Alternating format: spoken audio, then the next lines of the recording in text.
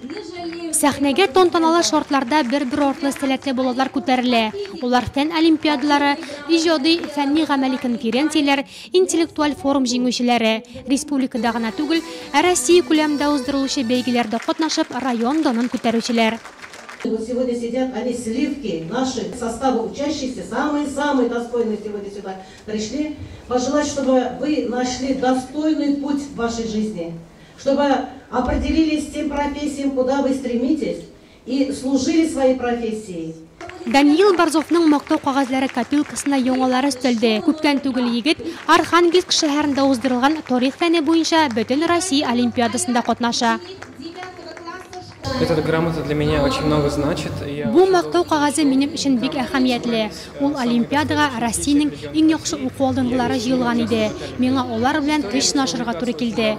Тарих белән күптәннән кызыксынам. 7нче сыйныфтан ук республика олимпиадаларында катнашам. Россия күләмендә тәүге ярышым. Бу көнне сәләтлеләр слетында 127 укучы катнашты. Олар район мәгариф идарәсе, Татнефть җәмгыяте сәләтле балалар хәйрия фондыннан һәм иганәчеләрдән мактау кагазлары, истәлекле бүләкләргә ия булды. Я сегодня пришла на данное торжественное мероприятие. Бүген әлеге тантанага зур дулкынлану белән килдем. Чөнки бирегә минем 2 улым чакырылды. Аларны сәхнәдә бүләкләгәндә әни буларак зур горурлык хисләре кичердем. Күзләремә яшь килде. Улларымның алда тагын зуррак җиңүләре булсын иде.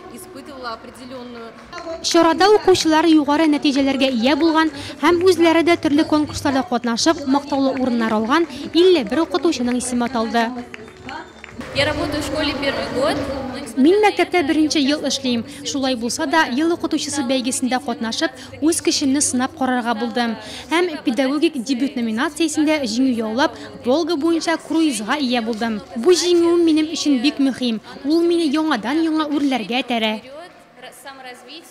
Чара дәвамында тамашачыларны районыбызның яшь йолдызчыклары сәламләде. Алар да үз өлкәсендә талантлылар. Слет нәтиҗәләре буенча иң сәләтле укучылар гимназиядә һәм 2нче мәктәптә укый булып чыкты.